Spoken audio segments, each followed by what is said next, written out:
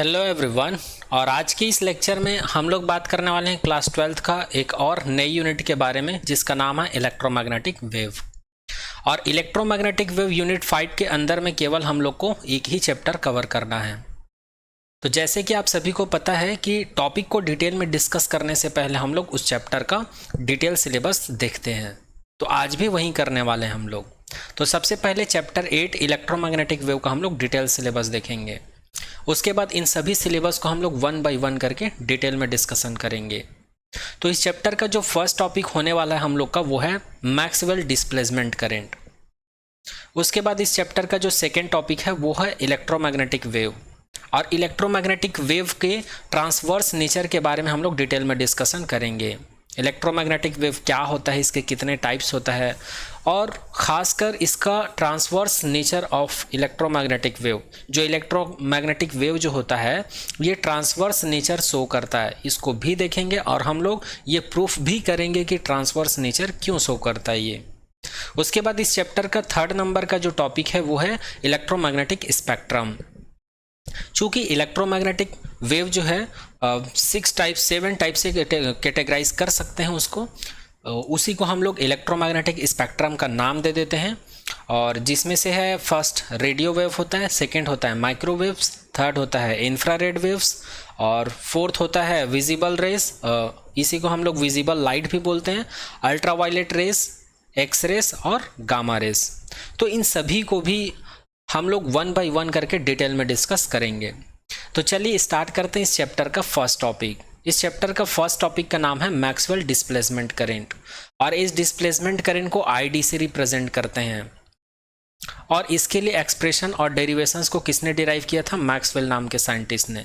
इसीलिए इसको Maxwell displacement current का नाम दिया जाता है। तो चलिए सबसे पहले हम लोग देख लेते हैं कि मैक्सवेल के दिमाग में ये आइडिया कैसे आया डिस्प्लेसमेंट करंट का, और उन्होंने डिस्प्लेसमेंट करंट के बारे में क्या बोला उसको पहले देख लेते हैं। तो चूंकि हम लोग को पता है एम्पियर सर्किटल लॉ क्या होता है। एम्पियर सर्किटल लॉ हमें ये बोलता है कि कोई भी स्टेट कंडक्टर है या करंट कैरिंग कंडक्टर है, और इसमें जो आई करंट फ्लो होता है जिसकी वजह से मैग्नेटिक फील्ड प्रोड्यूस होता है इसके चारों तरफ। तो इसी को डिफाइन करने के लिए एम्पियर नाम के साइंटिस्ट ने क्या किया था, एक एक्सप्रेशंस दिया था जो कि कुछ ऐसा था। जो वेक्टर बी और जो करंट एलिमेंट वेक्टर है दोनों का डॉट प्रोडक्ट का लाइन इंटीग्रल जो है μ0 I के इक्वल होता है हमेशा। इसी को कहा जाता है एम्पियर सर्किटल लॉ। और यही चीज़ यहाँ पर लिखा हुआ है, the line integral of the magnetic field B along any closed loop C is proportional to the current I passing through the closed loop. यही चीज यहां पर लिखा हुआ है। अब यहां पर एक साइंटिस्ट आ गए थे जिसका नाम था मैक्सवेल। इन्होंने क्या बोला इसके बारे में, उसके बारे में हम लोग नीचे बात करेंगे। इसी को कहा जाता है इनकंसिस्टेंसी ऑफ एम्पियर्स लॉ। ये 1864 की बात है जब मैक्सवेल ने ये बोला था। मैक्सवेल ने एम्पियर्स लॉ को एक्सप्लेन किया था और उन्होंने बोला था कि एम्पियर्स लॉ जो है केवल स्टेडी करंट के लिए या when the electric field does not change with time, इसके लिए एप्लीकेबल है। इसी के लिए केवल हम लोग एम्पियर्स लॉ को यूज़ कर सकते हैं, ऐसा कहा। किसने? मैक्सवेल ने। फिर यहाँ पर कंट्राडिक्शन जनरेट हो गया एम्पियर्स लॉ में। एक बार और रिपीट कर देता हूँ। एम्पियर्स लॉ क्या होता है आप लोग को समझ में आ गया होगा। एम्पियर्स लॉ इसी को कहा जाता है, इसको इक्वेशन 1 नंबर नाम दे दिया हूँ मैं। फिर उसके बाद मैक्सवेल साइंटिस्ट आ गए थे और इन्होंने 1864 में ये बोल दिया कि एम्पियर्स लॉ जो है केवल स्टेडी करंट के लिए ही वैलिड है। स्टेडी करंट एक ऐसा करंट होता है जो कि एक कांस्टेंट करंट होता है जो टाइम के रिस्पेक्ट में चेंज नहीं होता है। इसी को हिंदी में कहा जाता है स्टेडी करंट को स्थायी धारा। इसी को क्या कहा जाता है? स्थायी धारा। मतलब किसी भी कंडक्टर में बहने वाली परमानेंट धारा होती है। ये टाइम के रिस्पेक्ट में चेंज नहीं होती है, कम ज़्यादा नहीं होता है। इसी को यहाँ पर बोला गया है। तो यहाँ पर एक कंट्राडिक्शन प्रोड्यूस हो गया, ठीक है। उसी चीज़ को यहाँ पर प्रूफ करने की कोशिश की थी किसने? मैक्सवेल ने। तो चलिए देखते हैं मैक्सवेल ने क्या क्या प्रैक्टिकल किया था एम्पियर्स लॉ को प्रूफ करने के लिए कि ये केवल स्टेडी करंट के लिए वैलिड है। उसी को अभी देखने वाले हैं। तो सबसे पहले उन्होंने कैपेसिटर प्लेट लिए थे। इसको हम लोग कैपेसिटर प्लेट ए कंसीडर कर लेते हैं, इसको कैपेसिटर बी प्लेट कंसीडर कर लेते हैं। और यहाँ पर उन्होंने इस प्लेट को बैटरी से कनेक्ट कर रखा था। इसको हम लोग पॉजिटिव टर्मिनल कंसिडर कर सकते हैं और इसको निगेटिव टर्मिनल कंसिडर कर सकते हैं। जैसे यहाँ पर की को ऑन किया उन्होंने तो यहाँ पर करंट फ्लो होने लगा, आई करंट फ्लो होने लगा। फिर उन्होंने क्या किया, यहाँ पर एक लूप कंसिडर किया जिस लूप को उन्होंने C1 नाम दे दिया, और इन दोनों प्लेट के बीच में भी एक लूप कंसिडर कर लिया जिसको C2 नाम दे दिया। उसके बाद इन्होंने क्या किया, ये था पहला केस ये था a parallel plate capacitor being charge by battery. मतलब यहाँ पर दोनों कैपेसिटर प्लेट को यहाँ पर चार्ज किया गया और दोनों के बीच में एक लूप कंसिडर किया C2 और यहाँ पर एक लूप कंसिडर किया C1। अब उन्होंने क्या किया, इन दोनों लूप को जोड़ दिया सेकंड केस में इन्होंने क्या किया, इस वाले लूप को इस वाले लूप से कनेक्ट कर दिया कुछ इस प्रकार से। तो ये C1 वाला लूप था, पहला वाला लूप था, और ये सेकेंड वाला लूप था। दोनों को इन्होंने क्या कर दिया, कनेक्ट कर दिया। ठीक है, और सिचुएशंस वही हैं, ये बैटरी है, करंट इधर ही फ्लो हो रहा है अभी भी। तो ये दो सिचुएशंस थे, उन्होंने एक्सपेरिमेंट किया था। किसने, मैक्सवेल ने। अच्छा, ये एक्सपेरिमेंट क्यों किया था मैक्सवेल ने? जैसे कि मैं बता चुका हूँ, इन्होंने ये प्रूफ करना चाहा था कि एम्पियर्स लॉ जो है केवल स्टेडी करंट के लिए है। ठीक है, और इस एक्सपेरिमेंट से और क्या क्या उन्होंने बोला उसको चलिए आगे देखते हैं। इसके बाद मैक्सवेल ने क्या बोला, देखते हैं। From figure A using Ampere's law, जो फिगर पहला वाला फिगर था उसमें जो पहला लूप था जिसको मैं C1 का नाम दिया था, उस लूप से हम लोग एम्पियर्स लॉ अगर अप्लाई किए रहे तो हम लोग को मिलेगा line integral C1 vector B dot vector DL is equals to μ0 मिलेगा। इसको इक्वेशन नंबर 2 नाम दे देते हैं। उसी प्रकार अगर सेकेंड लूप के लिए एम्पियर्स लॉ अप्लाई करूं तो मुझे मिलता है integration of C2 vector B dot vector DL is equals to 0। अब यहाँ पर इज इक्वल्स टू 0 क्यों आ गया? क्योंकि दोनों प्लेट के बीच में जो C2 लूप कंसिडर करे हैं, इस लूप में किसी भी प्रकार का करंट कैरिंग कंडक्टर नहीं है, इसलिए यहाँ पर करंट का वैल्यू क्या हो गया, 0, बिकॉज नो वायर और मीडियम फॉर द करंट। ठीक है, तो यहाँ पर इक्वेशन नंबर 2 और 3 को अगर हम लोग इक्वेट कर दें, इक्वेशन नंबर 2 और 3 को इक्वेट कर दें तो हम लोग को कुछ ये इक्वेशंस मिलेगा। दोनों नॉट इक्वल होगा क्योंकि ये μ0 I के इक्वल है और ये 0 के इक्वल है, तो दोनों को इक्वेट करूंगा तो कितना आएगा, नॉट इक्वल आएगा। इसको मैं इक्वेशन नंबर 4 दे देता हूं। अब हम लोग क्या करते हैं, फिगर बी की बात करते हैं। अभी ये इक्वेशन नंबर 4 जो रिजल्ट मिला है वो अभी हम लोग को किसके लिए मिला है जी, फिगर ए के लिए मिला है। और फिगर ए क्या था, फिगर ए हमारा इस प्रकार था।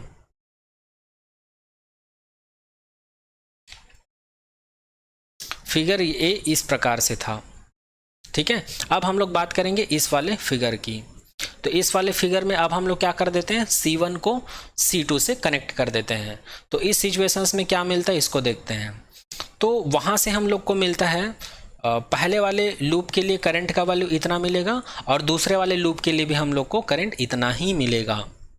ठीक है, क्योंकि यहाँ पर दोनों लूप को कनेक्ट कर दी हैं तो वहाँ पर दोनों लूप में ही हमको क्या मिलेगा, सेम करंट मिलेगा। जो करंट पहले वाले लूप में फ्लो हो रहा है कंडक्टर में, वही करंट जो है दूसरे वाले लूप में भी फ्लो होगा।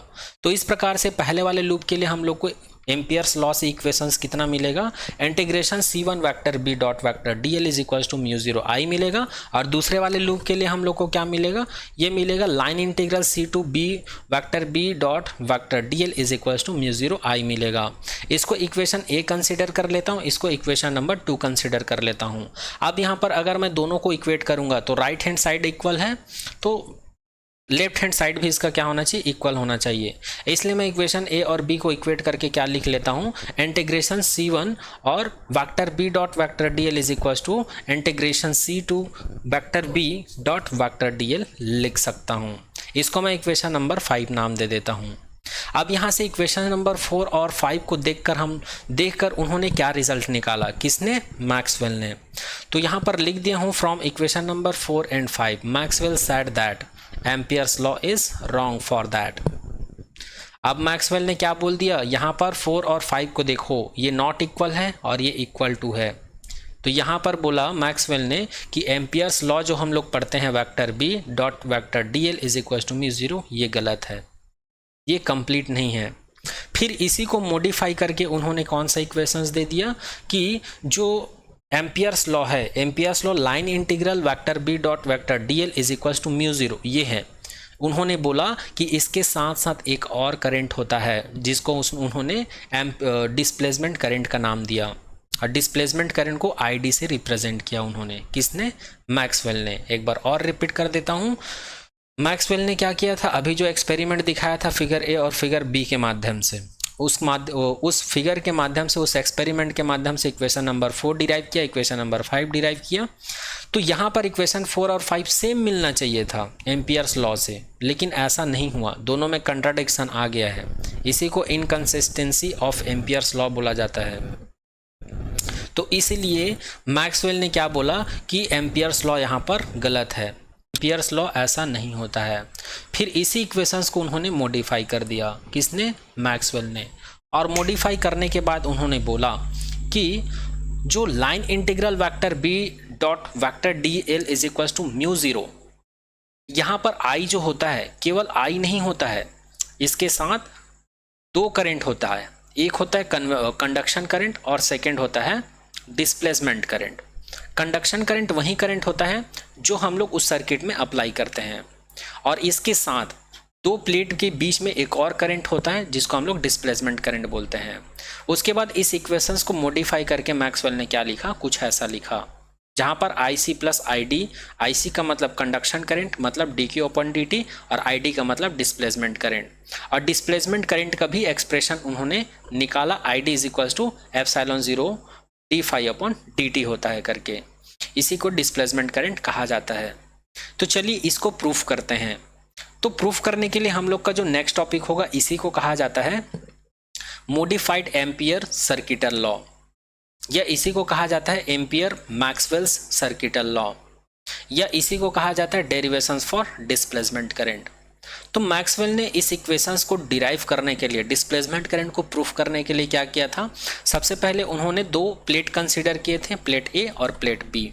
प्लेट ए को बैटरी के पॉजिटिव टर्मिनल से जोड़ रखा था और दूसरा प्लेट बी को बैटरी के निगेटिव सिरे से जोड़ रखे थे।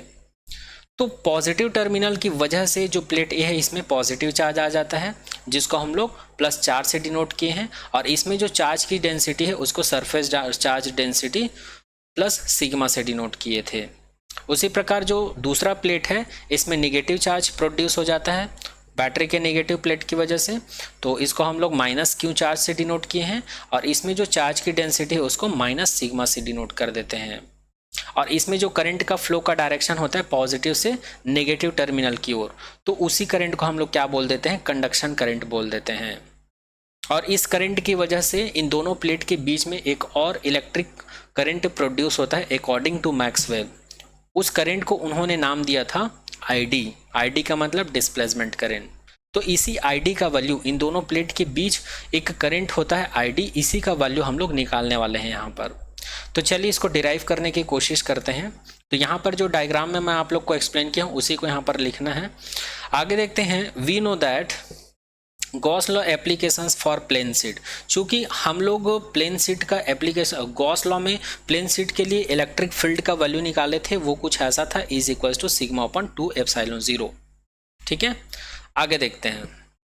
तो इसी एक्सप्रेशन से पहले वाले प्लेट ए के लिए हम लोग क्या लिख सकते हैं expression, E1 is equals to sigma upon 2 epsilon 0। इसी प्रकार जो दूसरा वाला प्लेट है प्लेट बी, उसके लिए हम लोग लिख सकते हैं E2 is equals to sigma upon 2 epsilon 0। तो उन दोनों प्लेट के वजह से जो टोटल नेट इलेक्ट्रिक फील्ड होगा वो कितना होगा, E is equals to E1 plus E2। अब यहाँ पर E1 और E2 का वैल्यू हम लोग यहाँ पर सब्स्टिट्यूट कर देते हैं, तो ये हो जाता है E is equals to sigma upon 2 epsilon 0 plus sigma upon 2 epsilon 0। अब यहाँ पर एप्सिलॉन, अब सिग्मा अपॉन 2 एप्सिलॉन 0 को मैं कॉमन ले लेता हूँ, तो अंदर बच जाता है 1 प्लस 1।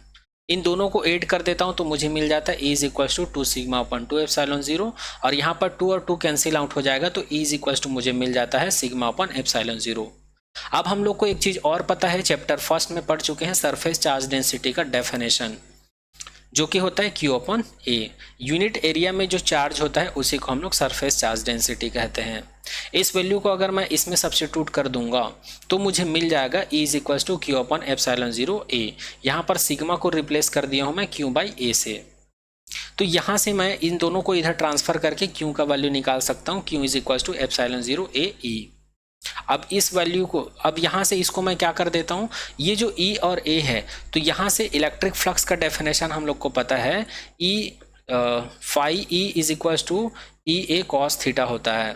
तो यहाँ पर कॉस थीटा को हम लोग 0 कंसिडर किए हैं क्योंकि इलेक्ट्रिक फील्ड और एरिया वेक्टर का डायरेक्शन सेम लिए हैं। जैसे कि आप लोग देख सकते हैं, ये एरिया वेक्टर है, ये जो प्लेट ए है प्लेट बी है, दोनों का कुछ ना कुछ एरिया है। तो यहाँ पर इसका एरिया वेक्टर का डायरेक्शन इलेक्ट्रिक फील्ड के डायरेक्शन में ही लिए हैं, ठीक है। और ये सब हम लोग कैसे लेते हैं ऑलरेडी फर्स्ट चैप्टर में डिस्कस कर चुके हैं, ठीक है। तो इसलिए यहाँ पर कॉस थीटा को मैं 0 ले लेता हूँ, तो इसी इक्वेशंस को मैं ऐसे लिख सकता हूँ, phi is equals to E ए। अब क्या कर देता हूँ, इन दोनों को मैं फाई से रिप्लेस कर दिया हूँ। अब इसको मैं टी के रिस्पेक्ट में डिफ्रेंशिएट कर देता हूँ। तो टी के रिस्पेक्ट में डिफ्रेंशिएट कर देता हूँ तो दोनों प्लेट के बीच में जो करंट मिलता है वो मिलता है D Q upon D T is equals to epsilon 0 D phi upon D T. तो इसको डिफ्रेंशिएट करने के बाद ये इक्वेशन जो है कुछ ऐसा दिखने लगेगा। तो यहाँ पर हम लोग को पता है D Q upon D T क्या है, करंट का डेफिनेशन होता है। लेकिन यहाँ पर हम लोग दोनों प्लेट के बीच में जो करंट होता है इसके लिए डेरिवेशन कर रहे हैं, इसलिए D Q by D T को मैं आई डी से रिप्लेस कर देता हूँ। तो यहाँ पर मुझे मिल जाता है I d is equals to epsilon 0 D phi upon D t मिल जाता है। इसको मैं इक्वेशन नंबर 7 का नाम दे देता हूँ। अब मैं इस वैल्यू को कहाँ पर पुट कर देता हूँ, इक्वेशन नंबर 6 में पुट कर देता हूँ। तो इक्वेशन नंबर 6 हमारे पास क्या था, तो इक्वेशन नंबर 6 हमारे पास था line integral vector B dot vector D L is equals to mu 0 I C upon I C plus I D. तो यहाँ पर आई डी का वैल्यू हम लोग प्रूफ कर चुके हैं। तो इसी आई डी के वैल्यू को अगर मैं वहाँ पर सब्स्टिट्यूट कर दूँ तो मुझे मिल जाता है mu 0 I C plus mu 0 I D, जहाँ पर ये वाला जो वैल्यू है ना ये आई डी का वैल्यू है, ठीक है। वहाँ पर क्या था इक्वेशन हमारे पास, म्यू 0 आई था, आई सी प्लस आई डी था। तो यहाँ पर मैं क्या कर देता हूँ, म्यू 0 का मल्टीप्लाई कर देता हूँ, तो म्यू 0 आई सी प्लस हो जाता है म्यू 0 आई डी। अब यहाँ से आई डी का वैल्यू यहाँ पर सब्स्टिट्यूट करूँगा तो ये वाला इक्वेशंस मिल जाएगा। लेफ्ट हैंड साइड तो वहीं रहेगा, लेफ्ट हैंड साइड वहीं रहेगा ये वाला वैल्यू। तो फाइनली हम लोग को एम्पियर्स लॉ को मॉडिफाई करने के बाद जो एक्सप्रेशंस मिला है वो क्या मिला है, line integral vector B dot vector D L is equals to mu 0 I C plus mu 0 epsilon 0 D phi upon D t मिल चुका है। इसी को कहा जाता है एम्पियर मैक्सवेल सर्किटल लॉ, ठीक है, या इसी को कहा जाता है मॉडिफाइड एम्पियर सर्किटल लॉ, जहां पर आईसी का मतलब होता है कंडक्शन करंट और आईडी का मतलब होता है डिस्प्लेसमेंट करंट। तो इस तरह से मैक्सवेल ने प्रूफ कर दिया कि दोनों प्लेट के बीच कुछ ना कुछ करंट होता है, जबकि एम्पियर्स ने क्या बोला था, यहाँ पर कोई करंट नहीं होता है, जीरो करंट होता है। तो इस तरह से ये टॉपिक यहाँ पर कंप्लीट होता है। आई होप इस टॉपिक का सारा पॉइंट आप लोगों को समझ में आ गया होगा। अब आगे बात करते हैं हम लोग displacement vector and current density की। तो डिस्प्लेसमेंट वेक्टर होता क्या है, तो चूंकि हम लोग को पता है करंट डेंसिटी का डेफिनेशन होता है J is equals to I upon A. मतलब किसी भी कंडक्टर के यूनिट एरिया में जो करंट फ्लो होता है ना उसी को हम लोग करंट डेंसिटी कहते हैं। तो यहाँ पर हम लोग डिस्प्लेसमेंट करंट की बात कर रहे हैं, इसलिए मैं J को JD से रिप्लेस कर देता हूँ, I को ID से रिप्लेस कर देता हूँ, एरिया तो वहीं रहेगा। अब हम लोग इक्वेशन नंबर 7 का यूज़ करते हैं। इक्वेशन नंबर 7 हमको देता था करंट, डिस्प्लेसमेंट करंट का वैल्यू देता था। इक्वेशन नंबर 7 अभी जस्ट निकाले हैं, ID is equals to epsilon 0 D phi upon D T निकाले हैं, इसको डिस्प्लेसमेंट करंट कहते हैं। तो इसी वैल्यू को मैं अगर यहाँ पर सब्स्टिट्यूट कर दूँ तो मुझे मिल जाता है JD is equals to epsilon 0 upon A d phi upon D t. और इसी को मैं क्या लिख सकता हूँ, JD is equals to d upon D t. इन सभी को एक साथ लिख दिया हूँ, एप्सिलॉन 0 फाई अपॉन ए। और इसी को मैं क्या बोलता हूँ, डिस्प्लेसमेंट वेक्टर बोलता हूँ। इसको मैं D से रिप्लेस कर देता हूँ तो JD is equals to d vector D upon D t मिल जाता है। तो इसको कहा जाता है डिस्प्लेसमेंट करंट के लिए करंट डेंसिटी, जहाँ पर वेक्टर D को कहा जाता है डिस्प्लेसमेंट वेक्टर, जिसका वैल्यू होता है एप्सिलॉन 0 फाई अपॉन ए। तो ये टॉपिक भी यहाँ पर कंप्लीट होता है, displacement factor and current density. Vector D को कहा जाता है डिस्प्लेसमेंट फैक्टर और JD को कहा जाता है डिस्प्लेसमेंट करंट डेंसिटी। ये दोनों टॉपिक को यहाँ पर कवर किए हैं। यहाँ पर केवल करंट डेंसिटी लिखा हूँ, ये करंट डेंसिटी नहीं है, ये डिस्प्लेसमेंट फैक्टर है और ये डिस्प्लेसमेंट करंट डेंसिटी है। ठीक है, जेडी का मतलब क्या है, डिस्प्लेसमेंट करंट डेंसिटी। अब चलिए इस चैप्टर के और इस यूनिट का सेकेंड टॉपिक के बारे में बात करते हैं, जिसका नाम है electromagnetic wave and transverse nature of electromagnetic wave. तो चूंकि आप लोगों को पता है, 11th क्लास में पढ़ रखे होंगे आप लोग कि वेव क्या होता है, एनर्जी का ट्रांसफॉर्मेशंस को ही हम लोग क्या बोलते हैं, वेव बोलते हैं। और वेव जो है 2 टाइप से होता है, फर्स्ट होता है मैकेनिकल वेव और सेकेंड होता है इलेक्ट्रोमैग्नेटिक वेव। तो मैकेनिकल वेव के बारे में तो आप लोगों ने 11th क्लास में खूब पढ़ रखे होंगे, है ना। यहाँ पर हम लोग इलेक्ट्रोमैग्नेटिक वेव के बारे में बात करेंगे। वेव जो है 2 टाइप से होता है, मैकेनिकल वेव और इलेक्ट्रोमैग्नेटिक वेव। मैकेनिकल वेव क्या होता था, जिसको फ्लो होने के लिए मीडियम चाहिए रहता है, उसको हम लोग मैकेनिकल वेव बोलते हैं। और इलेक्ट्रोमैग्नेटिक वेव एक ऐसा वेव होता है जिसको किसी भी मीडियम की रिक्वायरमेंट नहीं होती है, ये वैक्यूम में ट्रेवल करता है। और यही इलेक्ट्रोमैग्नेटिक वेव के बारे में बात करने वाले हैं। और इसका नेचर कैसा होता है, ये ट्रांसवर्स नेचर का होता है, इसी के बारे में बात करेंगे। और ये कितने टाइप से होता है, ये टोटल 7 टाइप से होता है, जिसके बारे में हम लोग ऑलरेडी सिलेबस में देख चुके हैं। तो चलिए इलेक्ट्रोमैग्नेटिक वेव को 1 बाय 1 इसके अंदर का सारा पॉइंट कवर करते हैं। इसका डेफिनेशन, इसका टाइप्स, इसका नेचर, इसके properties, everything we will discuss about that in this lecture. Okay, तो चलिए स्टार्ट करते हैं। अगर मैं इंट्रोडक्शंस की बात करूं तो 1865 की बात है, जब मैक्सवेल ने थ्योरेटिकली ये प्रेडिक्ट किया था कि इलेक्ट्रोमैग्नेटिक है, जो इलेक्ट्रोमैग्नेटिक की उपस्थिति है, एग्जिस्टेंस है, कि इलेक्ट्रोमैग्नेटिक वेव जो है इस नेचर में एग्जिस्ट करता है। तो इसको कब प्रेडिक्ट किया था, 1865 में। और इसको उन्होंने केवल थ्योरेटिकली प्रेडिक्ट किया था, प्रैक्टिकली नहीं, केवल थ्योरेटिकली प्रेडिक्ट किया था कि है इलेक्ट्रोमैग्नेटिक वेव। और उन्होंने डायरेक्ट इसका डेफिनेशन दे दिया। और डेफिनेशन में उन्होंने कहा, an electromagnetic wave is a radiated by an accelerated charge and which propagate through space as coupled electric and magnetic field. Maxwell ने कहा कि इलेक्ट्रोमैग्नेटिक वेव जो है रेडिएट होता है मतलब इमिट होता है। किसके द्वारा इमिट होता है, जो चार्ज पार्टिकल होते हैं उनके एक्सीलरेशंस, उसमें जो एक्सीलरेशन होता है या एक्सीलरेटेड होते हैं, उसके थ्रू ये रेडिएट होता है। और किस में बहता है, ये स्पेस में बहता है। और कैसे बहता है, कपल्ड फॉर्म में। कैसे फॉर्म में बहता है, कपल्ड फॉर्म में। तो किसका कपल्ड होता है इसमें, तो इलेक्ट्रिक फील्ड और मैग्नेटिक फील्ड का कपल होता है। Oscillating perpendicular to each other and to the direction of propagation of the wave. और यहाँ पर इलेक्ट्रिक फील्ड और मैग्नेटिक फील्ड दोनों ऑस्किलेट होते हैं एक दूसरे के परपेंडिकुलर के डायरेक्शन में। और इलेक्ट्रिक फील्ड और मैग्नेटिक फील्ड के परपेंडिकुलर डायरेक्शन में एक वेव प्रोपगेट होता है, उसी वेव को कहा जाता है इलेक्ट्रोमैग्नेटिक वेव। तो ये था इलेक्ट्रोमैग्नेटिक वेव का डेफिनेशन। अगर इसी को शॉर्ट में मैं बोलूं तो इलेक्ट्रोमैग्नेटिक वेव एक ऐसा वेव होता है जो इलेक्ट्रिक चार्ज के एक्सीलरेशंस की वजह से रेडिएट होता है या इमिट होता है या प्रोड्यूस होता है। तो वो जो चार्ज एक्सीलरेट होता है तो उसके वजह से इलेक्ट्रिक फील्ड प्रोड्यूस होता है। तो इलेक्ट्रिक फील्ड के वजह से यहाँ पर मैग्नेटिक फील्ड प्रोड्यूस होता है, हम लोग को पता है। तो इलेक्ट्रिक फील्ड के परपेंडिकुलर डायरेक्शन में मैग्नेटिक फील्ड प्रोड्यूस होता है। और इन दोनों के परपेंडिकुलर डायरेक्शन में, इलेक्ट्रिक फील्ड और मैग्नेटिक फील्ड के परपेंडिकुलर के डायरेक्शन में एक और वेव प्रोपगेट होता है, उसी वेव को नाम दिया जाता है इलेक्ट्रोमैग्नेटिक वेव। जैसे कि आप लोग इस डायग्राम में देख पा रहे हैं, ये वाई एक्सिस है, इधर हम लोग इलेक्ट्रिक फील्ड को कंसिडर कर लेते हैं। ये जेड एक्सिस है, जिधर हम लोग मैग्नेटिक फील्ड को कंसिडर कर लेते हैं। तो दोनों एक दूसरे के परपेंडिकुलर हुए कि नहीं, और ये दोनों एक दूसरे के परपेंडिकुलर ही ऑस्किलेट होते हैं, जैसे कि मैं डेफिनेशन में बता चुका हूँ। यहाँ पर ये वर्ड लिखा हुआ है, ठीक है। जो इलेक्ट्रिक फील्ड का ऑस्किलेशन है इस डायरेक्शन में ऐसे ऐसे होता है, इस डायरेक्शन में ऐसे ऐसे होता है, इसीलिए वाई डायरेक्शन में हम लोग इलेक्ट्रिक फील्ड को कंसिडर कर सकते हैं, ठीक है।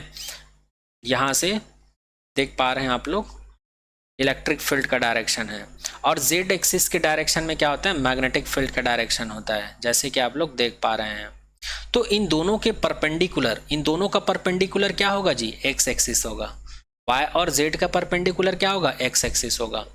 तो इलेक्ट्रिक फील्ड और मैग्नेटिक फील्ड के ऑस्किलेशंस के रिजल्टेंट दोनों के परपेंडिकुलर डायरेक्शंस में हमको एक वेव प्रोपागेट होता हुआ दिखाई देता है।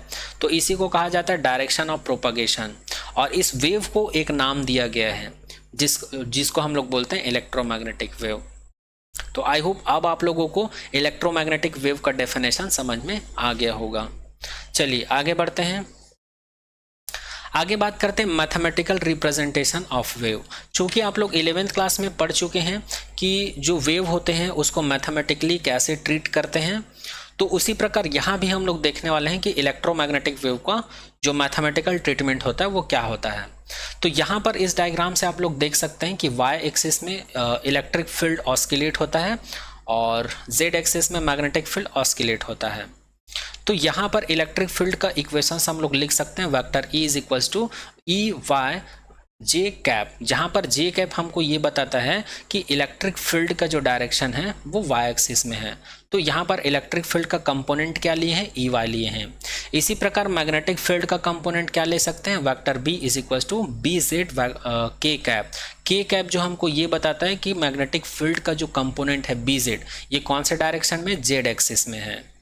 और चूंकि हम लोग 11th क्लास में पढ़ चुके हैं, 11th क्लास में जो वेव का इक्वेशंस पढ़े थे, वेव का इक्वेशंस क्या पढ़े थे, displacement equations y is equal to A sine के x plus minus omega t पढ़े थे, जहाँ पर a एम्पलीट्यूड था जो वेव था उसका, और यहाँ पर k प्रोपगेशन कांस्टेंट था, x डिस्प्लेसमेंट था और ओमेगा एंगुलर फ्रिक्वेंसी था और t का मतलब टाइम था। ये हम लोग पढ़े थे। इसी को हम लोग ऐसे भी लिख सकते थे, y is equal to A sine omega t plus minus k x लिख सकते हैं। ऐसा हम लोगों ने 11th क्लास में पढ़ रखा है। और इसी को हम लोग शॉर्ट में लिखते थे y is equal to f of x t, कि यहाँ पर जो वेव इक्वेशंस है ये टाइम और डिस्प्लेसमेंट का फंक्शन होता है, क्योंकि इस इक्वेशंस को देखकर बता सकते हैं x और टाइम है। मतलब ये वाला जो इक्वेशन है केवल डिस्प्लेसमेंट और टाइम के ऊपर डिपेंड कर रहा है। चूंकि k और एंगुलर वेलोसिटी तो कांस्टेंट है, वेरिएबल क्या है, केवल x और t है, तो डिस्प्लेसमेंट और टाइम के ऊपर डिपेंड कर रहा है। तो इसी इक्वेशंस को शॉर्ट में लिखा जाता है y is equal to f of x और t। तो इसी से कंपेयर करके हम लोग इलेक्ट्रोमैग्नेटिक वेव के लिए भी इक्वेशंस निकाल सकते हैं। अच्छा, एक चीज़ नोट करके लिख दिया हूँ यहाँ पर मैं, साइन के जगह पर हम लोग कोसाइन ले सकते हैं, कोसाइन मतलब कॉस ले सकते हैं, और ये सारा चीज़ आप लोग 11th क्लास में पढ़ रखे होंगे, है ना। चलिए आगे बात करते हैं। तो इसी से रिलेट करके हम लोग इलेक्ट्रोमैग्नेटिक वेव के लिए इक्वेशंस लिखते हैं। तो यहाँ पर हम लोग बोल सकते हैं y is equal to f of x t है। इसी प्रकार हम लोग बोल सकते हैं E is equal to E x t लिख सकते हैं, और मैग्नेटिक फील्ड के लिए हम लोग लिख सकते हैं बी एक्स टी लिख सकते हैं। तो इलेक्ट्रिक फील्ड के लिए इक्वेशंस हम लोग लिख सकते हैं E y is equal to E zero sine के एक्स माइनस ओमेगा टी। अच्छा, यहाँ पर प्लस और माइनस है, तो ये भी आप लोगों ने पढ़ रखा होगा। प्लस का यूज़ हम लोग तब करते हैं जब हमारा वेव जो है नेगेटिव एक्सिस में ट्रैवल करता हो, नेगेटिव एक्स एक्सिस में ट्रैवल करता हूँ, और नेगेटिव का यूज़ हम लोग तब करते हैं जब हमारा वेव कौन से डायरेक्शन में प्रोपोगेट हो, पॉजिटिव एक्स एक्सिस में।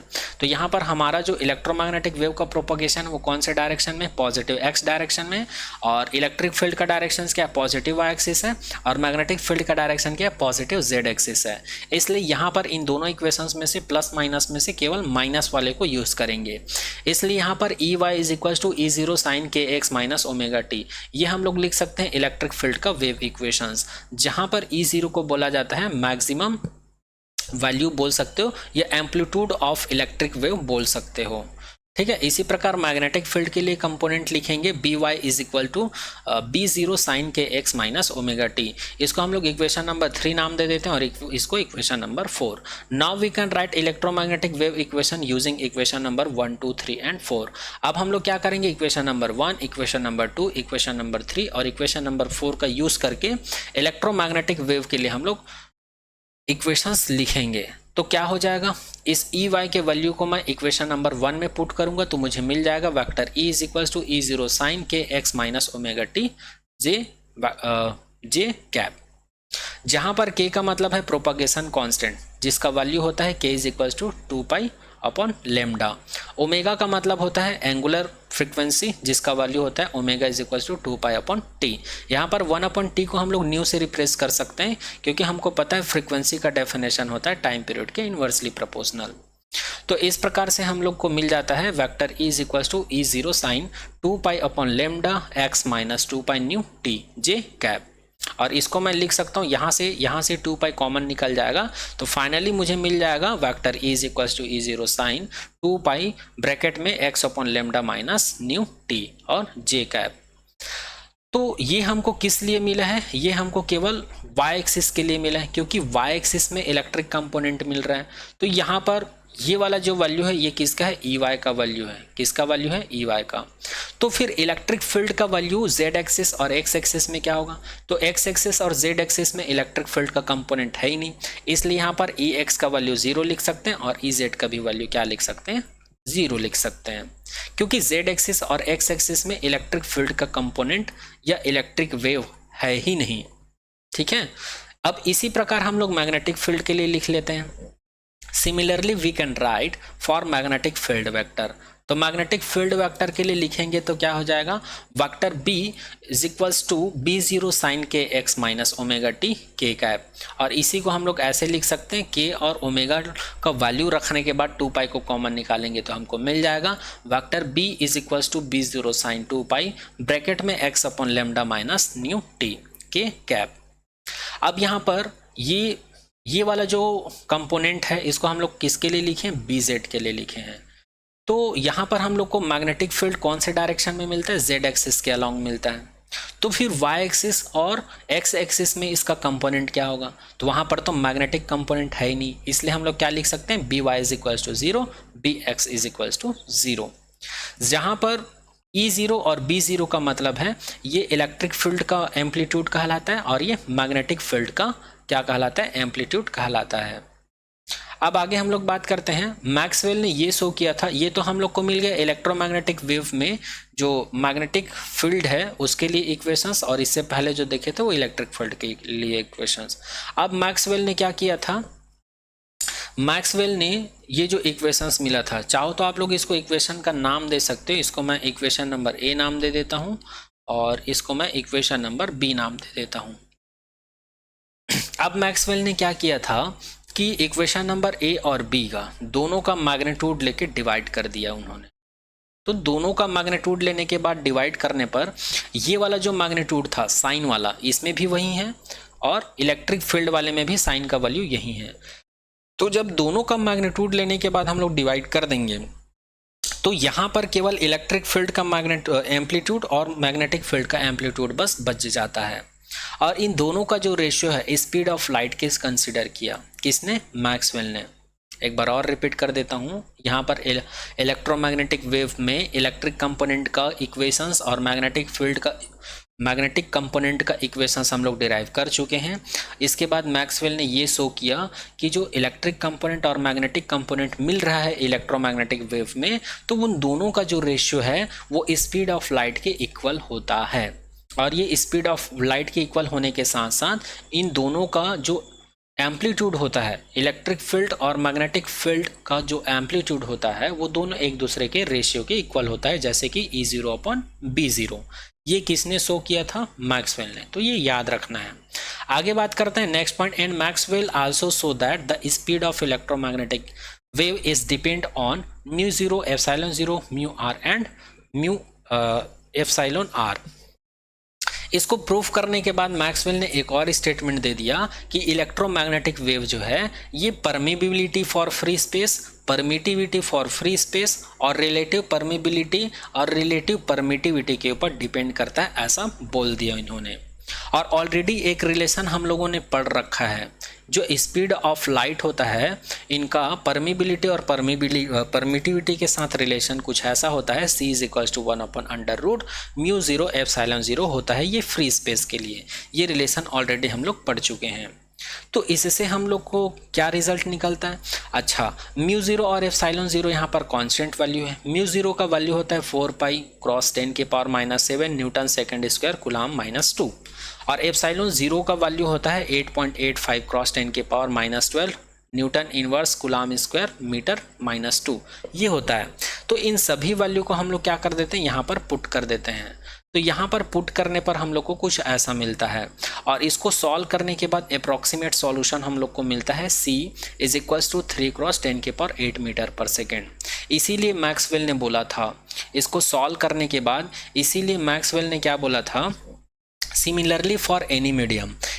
तो इसी प्रकार हम, ये तो था फ्री स्पेस के लिए, इसी प्रकार किसी मीडियम के लिए स्पीड क्या निकाल सकते हैं, v इज इक्वल्स टू 1/μ और एप्सिलॉन, जहाँ पर म्यू को बोला जाता है किसी मीडियम की परमिबिलिटी और एप्सिलॉन को बोला जाता है किसी मीडियम की परमिटिविटी। और हम लोग को ऑलरेडी पता है रिलेटिव परमिबिलिटी होता है μ/μ0, जहाँ पर म्यू का वैल्यू को हम लोग लिख सकते हैं μr μ0। उसी प्रकार जो रिलेटिव परमिटिविटी का वैल्यू होता है वो होता है εr इज इक्वल्स टू ε/ε0, और यहाँ पर इसको इधर ट्रांसफर करने पर हमको ये मिल जाता है ε इज इक्वल्स टू εr ε0। अब इस वैल्यू को और इस वैल्यू को मैं यहाँ पर सब्स्टिट्यूट कर देता हूँ। तो यहाँ पर सब्स्टिट्यूट करने के बाद मुझे मिल जाता है v is equals to 1/√μr μ0 εr और ε0। इसके बाद आगे देखते हैं। तो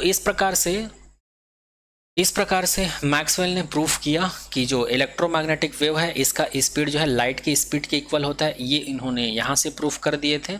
उसके बाद सेकंड चीज़ उन्होंने प्रूफ किया था कि स्पीड ऑफ लाइट जो है या इलेक्ट्रोमैग्नेटिक वेव जो है इन सभी के ऊपर डिपेंड करता है।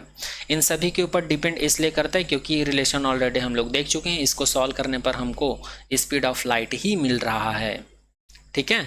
और यदि इलेक्ट्रोमैग्नेटिक वेव को अगर किसी मीडियम में हम लोग ट्रैवल कराते हैं तो इलेक्ट्रोमैग्नेटिक वेव की स्पीड कितनी हो जाती है, इतनी हो जाती है।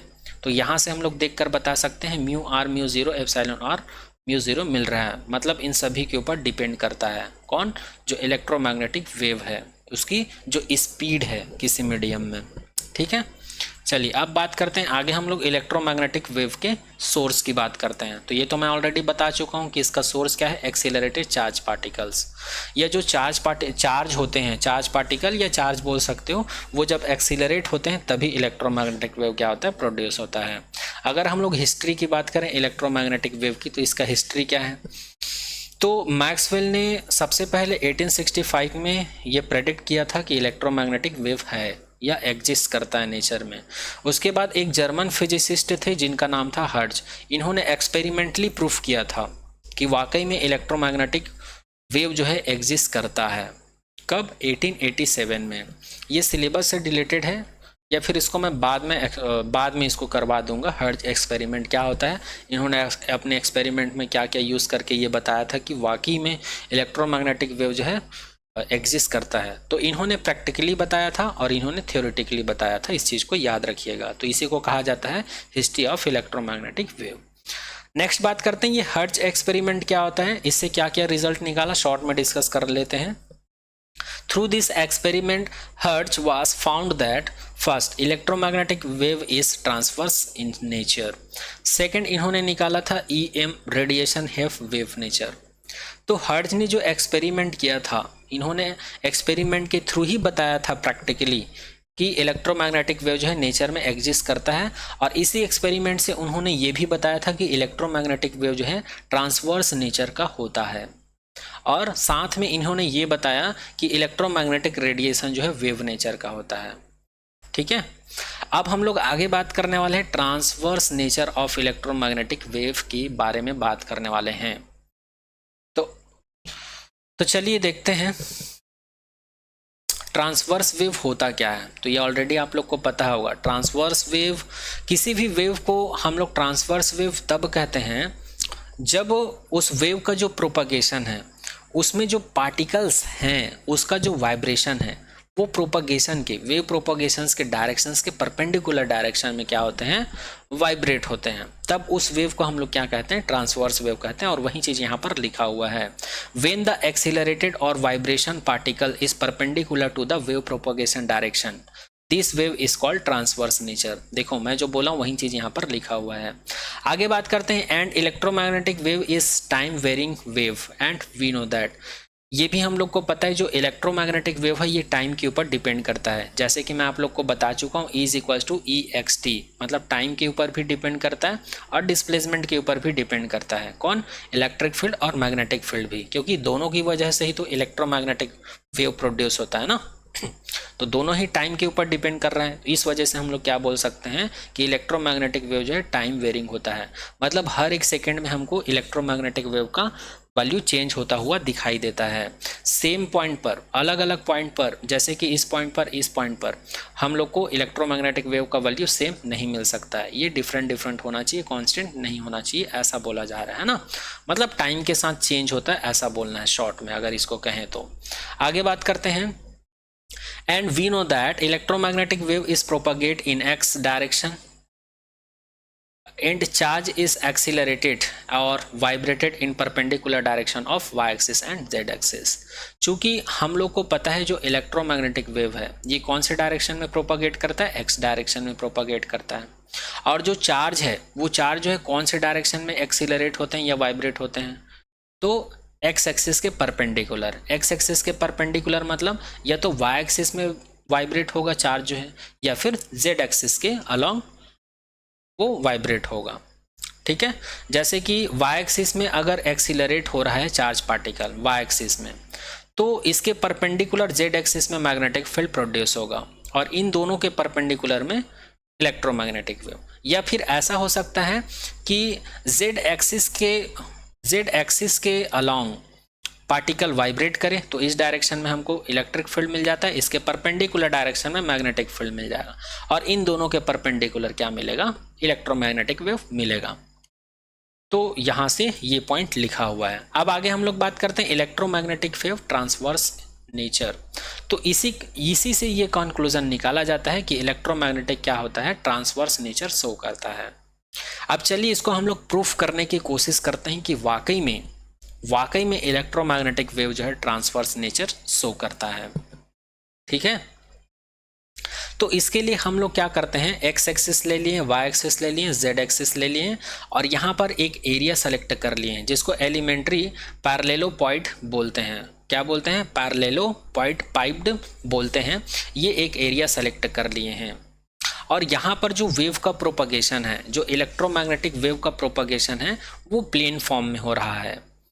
प्लेन फॉर्म में हो रहा है, इसीलिए इसको क्या बोला जाता है? प्लेन इलेक्ट्रोमैग्नेटिक वेव बोला जाता है।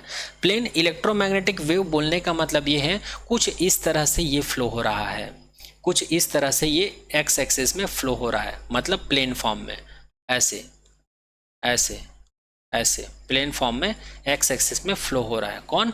इलेक्ट्रोमैग्नेटिक वेव जो है, ऐसा हम लोग कंसिडर कर लेते हैं। और ये जो पैरेललोपाइप्ड लिए हैं, ये इसका एक्स एक्सिस है, एक्स एक्सिस में इसका जो एरिया है कहाँ तक फैला हुआ है? डी एक्स तक। उसी प्रकार जेड एक्सिस में इसका जो एरिया है कहाँ तक है? डी जेड तक है। और उसी प्रकार वाई एक्सिस में इसका एरिया कहाँ तक है? डी वाई तक है। इसलिए इसका वॉल्यूम अगर हम लोग निकालना चाहें तो ईजिली निकाल सकते हैं। इसका वॉल्यूम हम लोग निकालने के लिए क्या करेंगे? डी एक्स का डी जेड और डी वाई से मल्टीप्लाई करेंगे, फिर इसका वॉल्यूम निकल जाएगा। और इस पैरेललोपाइप्ड को क्या नाम दिए हैं हम लोग? ABCDEFGH नाम दिए हैं। और चूंकि यहाँ पर इलेक्ट्रोमैग्नेटिक वेव को हम लोग कंसिडर किए कि अलोंग एक्स एक्सिस प्रोपागेट हो रहा है प्लेन फॉर्म में, इसीलिए प्लेन इलेक्ट्रोमैग्नेटिक वेव बोले। तो यहाँ पर ये वाला जो सरफेस है RCDA, ये वाला जो सरफेस है इसका एरिया वेक्टर हम लोग पॉजिटिव एक्स डायरेक्शन में कंसिडर किए हैं। और ये वाला जो सरफेस है जिसका नाम है EFGH, इस वाले सरफेस का एरिया वेक्टर का डायरेक्शन हम लोग निगेटिव एक्स एक्सिस में कंसिडर किए हैं। तो आई होप ये डायग्राम क्या बोल रहा है ये चीज़ समझ में आ गया होगा। और यहाँ पर कौन कौन सा एलिमेंट, कौन कौन सा पैरामीटर क्या है उसको यहाँ पर मैं लिख दिया हूँ। यूनिट वेक्टर एन कैप का मतलब है यूनिट वेक्टर, जो कि अभी बताया हूँ मैं। और ई एक्स का मतलब होता है electric field on positive x axis. और ई एक्स का मतलब ये वाला वैल्यू की बात कर रहे हैं। और ई डेस एक्स का मतलब है electric field on negative x axis. और d x d y d z का मतलब है साइड्स ऑफ पैरेललोपाइप्ड। ठीक है, अब आगे बात करते हैं। Since we know that according to Gauss law, हम लोग को पता है गॉस लॉ से क्या पता है जी? क्लोज्ड सरफेस के लिए फ्लक्स का वैल्यू क्या होता है? हमेशा 0 होता है। ठीक है, net flux, net electric flux क्या होता है? किसी भी क्लोज्ड सरफेस के लिए 0 होता है। ठीक है, आगे बात करते हैं। आगे बात करते हैं तो नेट इलेक्ट्रिक फ्लक्स जीरो होता है और फ्लक्स का डेफिनेशन हम लोग को पता है, flux is equals to integration vector D dot vector d s होता है। तो इसलिए मैं इसको क्या लिख सकता हूँ, line integral vector E dot vector d s is equals to 0 लिख सकता हूँ। किसके लिए, पैरेललोपाइड के लिए। ये डायग्राम आप लोग देख सकते हैं। अब इसको मैं कितनी तरह से डिवाइड कर सकता हूँ, इसमें कितने टाइप से क्लोज्ड सरफेस है, तो इसमें ये एक क्लोज्ड सरफेस है, ये एक क्लोज्ड सरफेस है, उसी प्रकार ये एक क्लोज्ड सरफेस है, उसी प्रकार ये एक क्लोज्ड सरफेस है, और इसका सामने वाला सरफेस EARF ये वाला सरफेस भी एक क्लोज्ड सरफेस है, और इसके जस्ट पीछे एक और क्लोज्ड सरफेस है। तो इसमें टोटल कितने क्लोज्ड सरफेस हो गए जी, 1 2 3 4 5 6, टोटल 6 क्लोज्ड सरफेस हो गए हैं। तो इसलिए मैं इसको क्या लिख सकता हूँ, इसको कुछ इस तरह से लिख सकता हूँ। ये ABCD सरफेस के लिए है, ABCD का मतलब ये है A और ये है B, ये R नहीं है, सॉरी फॉर दैट, ये B है। ध्यान दीजिएगा आप लोग कि ये R नहीं है, ये एक्चुअल में B है, ये R जैसे दिखाई दे रहा है, ये B है। मैं पहले R बोल डाला था इसको, उसके लिए सॉरी, है ना। ध्यान दीजिएगा आप लोग, ये B है। तो यहाँ पर ABCD ये सरफेस के लिए है, ये इलेक्ट्रिक फील्ड, है ना। उसी प्रकार EFGH इस वाले सरफेस के लिए लिखे हम लोग इसको। इसी प्रकार हम लोग क्या करते हैं, बाकी सभी सरफेस के लिए लिख सकते हैं, BCFG, ADEH, ABEF, HDCG। तो ये टोटल हम लोग इस जो पैरेललोपाइड है इसका प्रत्येक क्लोज्ड सरफेस के लिए हम लोग ऐसा एक्सप्रेशंस लिख सकते हैं फ्लक्स के डेफिनेशन से। कहाँ से, फ्लक्स के डेफिनेशन से। आगे बात करते हैं। चूंकि since we have consider E propagate along x-axis first and second allow and other terms will be neglected। अब यहाँ पर हमको ये बोला जा रहा है कि इस इक्वेशंस में ये और ये केवल नॉट इक्वल टू 0 होगा, बाकी इन सभी को हम लोग क्या कर सकते हैं, नेग्लेक्ट कर सकते हैं, 0 कंसीडर कर सकते हैं। ऐसा क्यों, ऐसा इसलिए क्योंकि हम लोग यहाँ पर इलेक्ट्रोमैग्नेटिक वेव को क्या कंसीडर किए, केवल अलोंग एक्स एक्सिस ही प्रोपगेट हो रहा है। कौन, इलेक्ट्रिक फील्ड। जो ये इलेक्ट्रिक फील्ड का जो प्रोपगेशन है अलोंग एक्स एक्सिस में हो रहा है, मतलब ये जो ई दिख रहा है ना, वेक्टर ई, इसका प्रोपगेशन अलोंग एक्स एक्सिस ही हो रहा है, वाई एक्सिस और जेड एक्सिस में नहीं हो रहा है। तो इसलिए अदर सरफेस के लिए हम लोग इस इलेक्ट्रिक फ्लक्स के डेफिनेशंस को 0 कंसिडर कर सकते हैं। तो इस इक्वेशंस में इन सभी को नेग्लेक्ट करेंगे, केवल ये और इसको लिखेंगे तो हमको मिल जाएगा। इंटीग्रेशन ABCD ये वाला सरफेस के लिए कंसिडर करेंगे और इस वाले सरफेस के लिए कंसिडर करेंगे जो कि है EFGH। तो यहाँ से हमको मिल गया इक्वेशन नंबर 1। अब हम लोग क्या करते हैं, अब हम लोग यहाँ पर इसको क्या लिख सकते हैं, ये जो है ABCD integration vector E dot DS है, इसको हम लोग क्या लिख सकते हैं जी, इसको हम लोग लिख सकते हैं पॉजिटिव EX DY DZ। बोलने का मतलब ये है, चूँकि ऑलरेडी हम लोगों ने गॉस लॉ में पढ़ रखा है, अगर मैं यहाँ से E को बाहर निकाल दूँ, अगर मैं यहाँ पर E को बाहर निकाल दूँ तो यहाँ पर मेरे पास बच जाता है इंटीग्रेशन ABCD DS बच जाता है, जो कि क्या डिफाइन करता है, एरिया को डिफाइन करता है। जो कि क्या डिफाइन करता है, ऑलरेडी हम लोग पढ़ चुके हैं कुछ ऐसा। ये किसको डिफाइन करता है, एरिया को। यदि हम लोग स्क्वायर सरफेस लिए हैं तो उसका एरिया आ जाता है, स्फेरिकल सरफेस लिए हैं तो स्फेयर का एरिया आ जाता है। ये सारा चीज़ हम लोगों ने फर्स्ट चैप्टर में पढ़ रखा है। तो इसी प्रकार यहाँ पर E को अगर मैं बाहर निकाल दूँ तो यहाँ पर केवल क्या बच जाएगा, ABCD DS बच जाएगा। तो इस सरफेस का अगर मैं एरिया लूँ तो एरिया क्या होगा, ये हो जाएगा इसका विड्थ हो जाएगा और ये हो जाएगा इसका लेंथ। इसलिए यहाँ पर इसको मैं रिप्लेस कर दिया हूँ, DY और DZ से। और यहाँ पर जो वेक्टर E है इसका केवल कंपोनेंट लिया हूँ, क्योंकि ये पॉजिटिव एक्स एक्सिस में प्रोपागेट हो रहा है यहाँ से वेव, इसलिए मैं इसको लिखा हूँ पॉजिटिव EX। उसी प्रकार इसकी बात करते हैं तो यहाँ पर EFGH इस वाले सरफेस की बात कर रहे हैं, तो इस वाले सरफेस में integration EFGH vector E dot vector DS लिखें। यहाँ पर भी अगर मैं E को बाहर निकाल दूँ तो यहाँ पर भी यही बच जाता है। बट यहाँ पर ABCD के जगह पर क्या लिखूँगा मैं, EFGH लिखूंगा, फिर यहाँ पर एरिया लिखेंगे। तो इसके लिए एरिया का काम कौन करेगा, तो यहाँ पर एरिया का वैल्यू क्या आ जाएगा, फिर से DY/DZ आ जाएगा। ये क्या हो जाएगा, DZ हो जाएगा, और ये क्या हो जाएगा, DY हो जाएगा। और यहाँ पर इलेक्ट्रिक फील्ड का जो कंपोनेंट है वो क्या है, नेगेटिव एक्स एक्सिस में है, इसलिए यहाँ पर इसको मैं -E⁻x लिख लिया हूँ। क्या लिख लिया हूँ, -E⁻x लिख लिया हूँ। इसको इक्वेशन नंबर 2 इक्वेशन नंबर 3 का नाम दे देते हैं। अब इस वैल्यू को मैं कहाँ पर सब्स्टिट्यूट कर देता हूँ, इक्वेशन नंबर 1 में सब्स्टिट्यूट कर देता हूँ। तो इसी को मैं यहाँ पर लिखा हूँ फ्रॉम इक्वेशन नंबर 1, 2 एंड 3। तो इसी इक्वेशंस को मैं क्या लिख सकता हूँ, AX/DY/DZ -E⁻x/DY/DZ लिख सकता हूँ इज इक्वल्स में 0।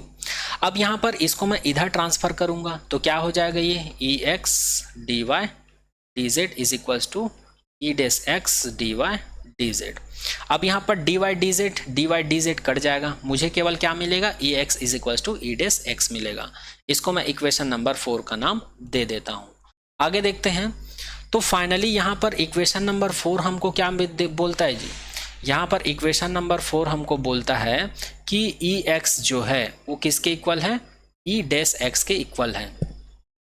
From equation number 4, EX is equals to E⁻x, we can say the electric field component is same or constant at the surface ABC and EFGH।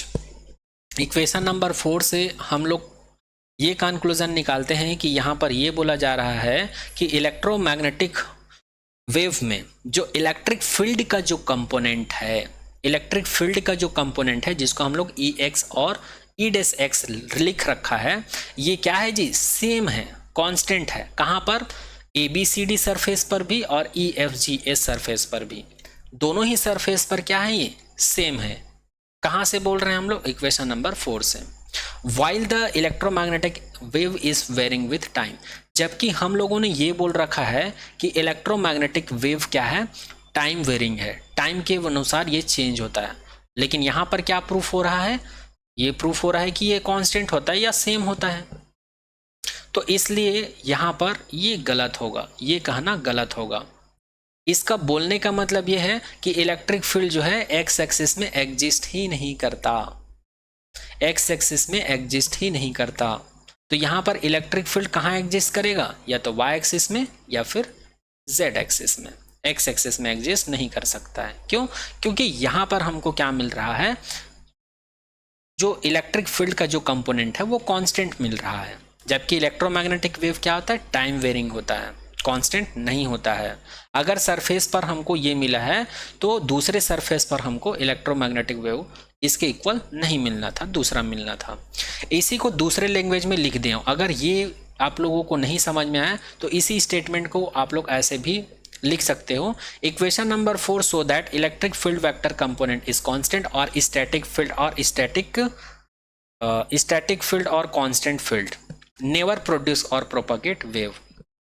Equation number 4 से ये proof हो जाता है कि जो इलेक्ट्रिक फील्ड का जो कंपोनेंट है वो क्या है, कांस्टेंट है, या हम लोग बोल सकते हैं स्टैटिक फील्ड है। इलेक्ट्रिक फील्ड क्या है, स्टैटिक फील्ड है, ये प्रूफ हो जाता है। सॉरी फॉर दैट, ये 2 बार हो गया है ना। Electric field component, vector component क्या है जी, इलेक्ट्रिक स्टैटिक फील्ड है या कांस्टेंट फील्ड है। और हम लोग को पता है कोई भी स्टैटिक फील्ड या जो कांस्टेंट फील्ड होता है वो कभी भी वेव प्रोपगेट नहीं करता है या वेव प्रोड्यूस नहीं करता है। एक बार और रिपीट कर देता हूँ, कोई भी इलेक्ट्रिक फील्ड वेक्टर कंपोनेंट यदि वो कांस्टेंट है या स्टैटिक फील्ड है, स्टैटिक फील्ड मतलब एक ही जगह पर है, टाइम के साथ वेरी नहीं हो रहा है, तो वो कभी भी वेव प्रोड्यूस नहीं कर सकता है और ना ही वो प्रोपगेट हो सकता है। ठीक है, इस प्रकार से हम लोग इसको ऐसे लिख सकते हैं। और इसी प्रकार मैग्नेटिक फील्ड के लिए एक्स एक्सिस में मैं क्या लिख सकता हूँ, BX is equals to B'(x) is equals to 0 लिख सकता हूँ। इस प्रकार इस इक्वेशन से मैं बोल सकता हूँ कि इलेक्ट्रिक फील्ड कंपोनेंट और magnetic field component x axis में बिलोंग करता ही नहीं है, एग्जिस्ट करता ही नहीं है। तो इसलिए मैं बोल सकता हूँ कि इलेक्ट्रिक फील्ड का डायरेक्शन या तो वाई एक्सिस होगा या जेड एक्सिस होगा। बी को भी बोल सकते हैं या तो वाई एक्सिस होगा या तो जेड एक्सिस होगा। यदि ये वाई एक्सिस होगा इलेक्ट्रिक फील्ड कंपोनेंट तो ये जेड एक्सिस होगा, यदि ई जो है जेड एक्सिस होगा तो बी जो है वाई एक्सिस होगा। ठीक है, तो इस प्रकार से हम लोग बोल सकते हैं कि ई का वैल्यू या तो वाई एक्सिस में होगा या जेड एक्सिस में होगा, या बी का कंपोनेंट जो है वाई एक्सिस में होगा या जेड एक्सिस में होगा। तो इस प्रकार से हम लोग बोल सकते हैं कि इलेक्ट्रोमैग्नेटिक वेव का नेचर क्या होता है, ट्रांसवर्स नेचर का होता है, क्योंकि यहाँ पर इलेक्ट्रोमैग्नेटिक वेव का प्रोपगेशन इलेक्ट्रिक कंपोनेंट और मैग्नेटिक कंपोनेंट का प्रोपगेशन एक्स एक्सिस में नहीं हो रहा है, तो कहाँ पर होगा, या तो वाई एक्सिस में होगा या तो जेड पर। तो इलेक्ट्रोमैग्नेटिक वेव का प्रोपगेशन कहाँ होगा जी, एक्स एक्सिस में। तो एक्स एक्सिस परपेंडिकुलर हुआ ना, वाई के रिस्पेक्ट में भी परपेंडिकुलर है, जेड एक्सिस के भी परपेंडिकुलर में है। और पार्टिकल का वाइब्रेशन जो है या तो वाई एक्सिस में होगा या तो जेड एक्सिस में होगा, और प्रोपगेट किस डायरेक्शन में हो रहा है, दोनों के परपेंडिकुलर। और ट्रांसवर्स वेव का डेफिनेशन ही है वेव के प्रोपगेशंस के डायरेक्शंस के परपेंडिकुलर डायरेक्शन में पार्टिकल्स का वाइब्रेशन होता है या एक्सीलरेशन होता है। इसीलिए हम लोग कहते हैं इलेक्ट्रोमैग्नेटिक वेव क्या होता है, ट्रांसवर्स नेचर का होता है। तो ये टॉपिक यहाँ पर कंप्लीट होता है। आगे बात करते हैं हम लोग energy density of electromagnetic wave के बारे में। तो एनर्जी डेंसिटी का डेफिनेशन होता है जो टोटल एनर्जी होता है, जो टोटल एनर्जी होता है यूनिट वॉल्यूम में, उसी को एनर्जी डेंसिटी कहा जाता है। और यही चीज़ यहाँ पर लिखा हुआ है, energy density of N electromagnetic wave is the energy in unit volume of space through which the wave travel. Space में जो इलेक्ट्रोमैग्नेटिक वेव ट्रेवल करता है तो वहाँ पर उस इलेक्ट्रोमैग्नेटिक वेव की एनर्जी डेंसिटी क्या होती है, टोटल एनर्जी यूनिट वॉल्यूम में। यूनिट वॉल्यूम में जो टोटल एनर्जी होती है उसी को हम लोग क्या कहते हैं, एनर्जी डेंसिटी कहते हैं। ठीक है, जहाँ पर स्मॉल यू को एनर्जी डेंसिटी कहा जाता है, कैपिटल यू को टोटल एनर्जी कहा जाता है, और कैपिटल वी को वॉल्यूम कहा जाता है। आगे बात करते हैं, तो इस प्रकार से इलेक्ट्रिक फील्ड कंपोनेंट के लिए हम लोग एनर्जी डेंसिटी लिख सकते हैं u E is equal to 1/2 epsilon 0 E square लिख सकते हैं। और मैग्नेटिक फील्ड कंपोनेंट के लिए एनर्जी डेंसिटी का वैल्यू क्या लिख सकते हैं, u B is equal to 1/2 mu 0 B square लिख सकते हैं। 1/2 म्यू 0 है ये, है ना। इक्वेशन नंबर 1 नाम दे देते हैं, इक्वेशन नंबर 2 नाम दे देते हैं। तो इक्वेशन नंबर 1 और 2 को जब हम लोग ऐड कर देते हैं तो हम लोग को इलेक्ट्रोमैग्नेटिक वेव के लिए एनर्जी डेंसिटी कितना मिल जाता है, u E M is equal to 1/2 epsilon 0 E square plus B square upon mu 0। अच्छा, एक चीज़ बता दूं, यहाँ पर मैं इसका डेरिवेशन नहीं करवाया हूँ, इसका डेरिवेशन है, इसका डेरिवेशन है, फिर दोनों को ऐड करने पर हम लोग को इलेक्ट्रोमैग्नेटिक वेव की एनर्जी डेंसिटी मिल जाती है। यहाँ पर मैं डेरिवेशन नहीं करवाया हूँ, डायरेक्ट लिखा हूँ, क्योंकि ये डिलीटेड है, सिलेबस में इसका डेरिवेशन नहीं है और आप लोग के बोर्ड एग्जाम में भी इसका डेरिवेशन नहीं आता है। तो डायरेक्ट आप लोग इस इक्वेशंस को याद रखिएगा। आगे बात करते हैं इंटेंसिटी ऑफ इलेक्ट्रोमैग्नेटिक वेव। तो इंटेंसिटी क्या होता है इसको पहले जान लेते हैं, उसके बाद इलेक्ट्रोमैग्नेटिक वेव का इंटेंसिटी देखेंगे। जैसे कि यहाँ पर हम लोग एनर्जी डेंसिटी का पहले डेफिनेशन देखे हैं, उसके बाद इलेक्ट्रोमैग्नेटिक वेव का एनर्जी डेंसिटी का डेरिवेशन मतलब फॉर्मूला लिखे थे। उसी प्रकार यहाँ पर भी हम लोग इलेक्ट्रोमैग्नेटिक वेव के लिए इंटेंसिटी का फॉर्मूला डायरेक्ट लिखेंगे, डेरिवेशन नहीं करेंगे। तो सबसे पहले इंटेंसिटी का डेफिनेशन क्या होता है इसको समझ लेते हैं। तो इंटेंसिटी का डेफिनेशन ये होता है जो इलेक्ट्रोमैग्नेटिक वेव होता है जो प्रोपागेट होता है स्पेस में, तो उस इलेक्ट्रोमैग्नेटिक वेव की जो टोटल एनर्जी होती है कहाँ पर, यूनिट एरिया में और यूनिट टाइम में। कहाँ पर, यूनिट एरिया में और यूनिट टाइम में जो टोटल एनर्जी मिलती है हमको इलेक्ट्रोमैग्नेटिक वेव की, उसी को उसकी क्या कहते हैं, इंटेंसिटी कहते हैं। हम लोग इलेक्ट्रोमैग्नेटिक वेव में जो इलेक्ट्रिक कंपोनेंट होता है उसकी इंटेंसिटी को ऐसे डिफाइन करते हैं, I E is equal to epsilon 0 C E square. और जो मैग्नेटिक फील्ड होता है उसको हम लोग कुछ ऐसा डिफाइन करते हैं, I B is equal to B square C upon mu 0, जहाँ पर सी का मतलब है स्पीड ऑफ लाइट। और इन दोनों को ऐड कर देते हैं तो हमको इलेक्ट्रोमैग्नेटिक वेव का क्या मिल जाता है, इंटेंसिटी मिल जाता है, I E M is equal to I E plus I B. यहाँ से आई ई का वैल्यू सब्स्टिट्यूट कर देते हैं, यहाँ से आई बी का वैल्यू सब्स्टिट्यूट कर देते हैं, तो इलेक्ट्रोमैग्नेटिक वेव की इंटेंसिटी हमको मिल जाती है I E M is equal to C bracket में epsilon 0 E square plus B का स्क्वायर अपॉन में म्यू 0 मिल जाता है। तो इस फॉर्मूले को कहा जाता है इलेक्ट्रोमैग्नेटिक वेव का एनर्जी डेंसिटी, और इस वाले फॉर्मूले को कहा जाता है इलेक्ट्रोमैग्नेटिक वेव के लिए इंटेंसिटी का फॉर्मूला। आगे बात करते हैं pressure exerted by N electromagnetic wave. When electromagnetic wave sorry for that, यहाँ पर स्पेलिंग मिस्टेक हो गया, ये वेव है ना, ये क्या है, वेव है। Electromagnetic wave. When an electromagnetic wave fall on surface it exert pressure, यहाँ पर स्पेस आएगा, टाइपिंग मिस्टेक है, sorry for that. Pressure on the surface, this pressure is called radiation pressure. जैसे कि ये एक सरफेस है, इस सरफेस पर मैं क्या करूंगा, इलेक्ट्रोमैग्नेटिक वेव को इंसिडेंट करवाऊंगा या फॉल करवाऊंगा। तो इस इलेक्ट्रोमैग्नेटिक वेव की वजह से इस सरफेस के यूनिट एरिया में, ठीक है, इस सरफेस में क्या प्रोड्यूस होगा, एक प्रेशर प्रोड्यूस होगा, ठीक है। इसी को हम लोग क्या कहते हैं, रेडिएशन प्रेशर कहते हैं। क्या कहते हैं, रेडिएशन प्रेशर कहते हैं। और इसको डिनोट किया जाता है PR से, या इसी को इलेक्ट्रोमैग्नेटिक प्रेशर कहा जाता है, इसलिए इसको लिखा जाता है PAM। और ये होता है एनसीटी और स्पीड ऑफ लाइट के रेशियो होता है। एक बार और रिपीट कर देता हूँ कि pressure exerted by electromagnetic wave, जैसे कि ये एक सरफेस है, इसमें मैं क्या कर देता हूँ, फॉल करवा देता हूँ किसको, इलेक्ट्रोमैग्नेटिक वेव को। तो इसमें एक प्रेशर प्रोड्यूस होता है जिसको हम लोग रेडिएशन प्रेशर कहते हैं, और उसी रेडिएशन प्रेशर को इलेक्ट्रोमैग्नेटिक प्रेशर भी कहते हैं। इसलिए PR का मतलब है रेडिएशन प्रेशर और PM का मतलब है इलेक्ट्रोमैग्नेटिक प्रेशर, दोनों एक ही होता है, जो कि होता है इंटेंसिटी और स्पीड ऑफ लाइट के रेशियो के इक्वल होता है। ये डेफिनेशन को याद रखिएगा। चलिए आगे बात करते हैं, मोमेंटम ऑफ इलेक्ट्रोमैग्नेटिक वेव की।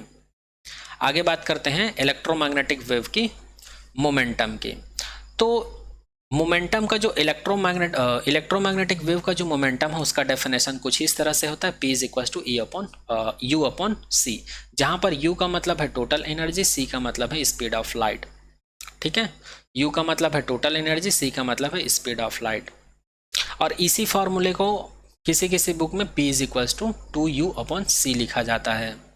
तो ये वाला फॉर्मूला कब के लिए है, ये वाला फॉर्मूला तब के लिए है जब किसी सरफेस में हम लोग इलेक्ट्रोमैग्नेटिक वेव को इंसिडेंट करवाते हैं, तो ये सरफेस क्या कर देता है, इस इलेक्ट्रोमैग्नेटिक वेव को पूरी तरह से एब्जॉर्ब कर लेता है। तो वो सिचुएशंस में इलेक्ट्रोमैग्नेटिक वेव का momentum P is equal to U upon C लिखा जाता है। और जब यहाँ से इलेक्ट्रोमैग्नेटिक वेव को फॉल कराने पर ये सरफेस जो है ऑब्जर्व करने पर कुछ को इमिट कर देता है, ये कंप्लीटली रिफ्लेक्ट कर देता है, कुछ ऑब्जर्व नहीं करता है। क्या कर देता है, कंप्लीटली रिफ्लेक्ट कर देता है। तो उस सिचुएशंस में मोमेंटम को कैसे डिफाइन किया जाता है, P is equal to 2U upon C define करते हैं। किसकी मोमेंटम को, इलेक्ट्रोमैग्नेटिक वेव की मोमेंटम को। यहाँ पर फिर एक बार बता देता हूँ, यहाँ पर हम लोग इलेक्ट्रोमैग्नेटिक वेव की केवल फॉर्मूला देख रहे हैं, हम लोग डेरिवेशन नहीं देख रहे हैं, क्योंकि आप लोग के बोर्ड एग्जाम में यहाँ से डेरिवेशन नहीं पूछा जाता है, ठीक है। इसलिए आप लोग डायरेक्ट फॉर्मूला ही याद रखिए। आगे बात करते हैं other properties of electromagnetic wave. अभी जितनी प्रॉपर्टीज के बारे में हम लोग बात की हैं इलेक्ट्रोमैग्नेटिक वेव की, उनके अलावा इलेक्ट्रोमैग्नेटिक वेव की और बहुत सारी प्रॉपर्टीज होती है जिसके बारे में अभी हम लोग बात करने वाले हैं वन बाय वन। तो इलेक्ट्रोमैग्नेटिक वेव की अदर प्रॉपर्टी है मोमेंटम, इंटेंसिटी के अलावा डू नॉट रिक्वायर्ड मीडियम। ये तो मैं पहले ही बता चुका हूँ, इलेक्ट्रोमैग्नेटिक वेव एक ऐसा वेव है जिसको प्रोपागेट होने के लिए किसी भी मीडियम की रिक्वायरमेंट नहीं होती है। सेकेंड है electric field and magnetic field oscillate in same phase. जो हमको इलेक्ट्रोमैग्नेटिक वेव मिलता है वो किस वजह से होता है, वो इलेक्ट्रिक और मैग्नेटिक फील्ड के ऑस्किलेशंस की वजह से प्रोड्यूस होता है। तो इसका जो ऑस्किलेशन होता है वो सेम फेस में होता है। सेम फेस होने का मतलब पता है, ये होता है फाई इज इक्वल टू 0। ये हम लोग चैप्टर 7 में देख चुके हैं। आगे बात करते हैं एवरेज एनर्जी डेंसिटी। तो चूँकि हम लोग एनर्जी डेंसिटी देख चुके हैं इलेक्ट्रोमैग्नेटिक वेव का, जो कि एनर्जी डेंसिटी इलेक्ट्रिक फील्ड का और एनर्जी डेंसिटी मैग्नेटिक फील्ड का इक्वल होता है, तो इसी का एवरेज निकालेंगे। तो एवरेज निकालेंगे तो क्या हो जाता है, एनर्जी डेंसिटी का एवरेज, इलेक्ट्रिक फील्ड के एवरेज, एनर्जी डेंसिटी का एवरेज और मैग्नेटिक फील्ड के एनर्जी डेंसिटी का एवरेज। तो ये हम लोग को मिल जाता है U bar is equals to 2UE bar is equals to 2UB bar, क्योंकि इलेक्ट्रिक फील्ड और मैग्नेटिक फील्ड दोनों की एनर्जी डेंसिटी का जो एवरेज है सेम मिलता है, इसलिए हमको इलेक्ट्रोमैग्नेटिक वेव का जो एनर्जी डेंसिटी का जो एवरेज है वो कितना मिल जाता है, या तो 2UE बार मिलेगा या फिर 2UB बार मिलेगा। नेक्स्ट प्रॉपर्टी की बात करते हैं, it is not deflected by electric field and magnetic field. जो इलेक्ट्रोमैग्नेटिक वेव प्रोपागेट होता है ना किसी भी डायरेक्शन में, तो इसमें चाहे हम लोग मैग्नेटिक फील्ड अप्लाई करें चाहे इलेक्ट्रिक फील्ड अप्लाई करें, ये डिफ्लेक्ट नहीं होता है, ठीक है। इसी चीज को यहाँ पर बोला जा रहा है, ये डिफ्लेक्ट नहीं हो रहा है, ऐसे जा रहा है तो ऐसे ही जाएगा ये।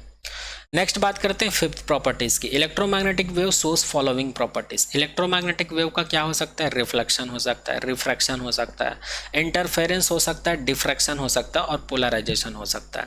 और ये सारा चीज़ क्या होता है, आप लोग क्लास टेंथ में पढ़ चुके होंगे कि रिफ्लेक्शंस क्या होता है, रिफ्रैक्शंस क्या होता है, इंटरफेरेंस क्या होता है, डिफ्रैक्शन एंड पोलराइजेशन। और यदि नहीं पढ़े होंगे तो आगे हम लोग इस चीज़ के बारे में डिस्कशन करेंगे आने वाले चैप्टर में या फिर इसी चैप्टर में।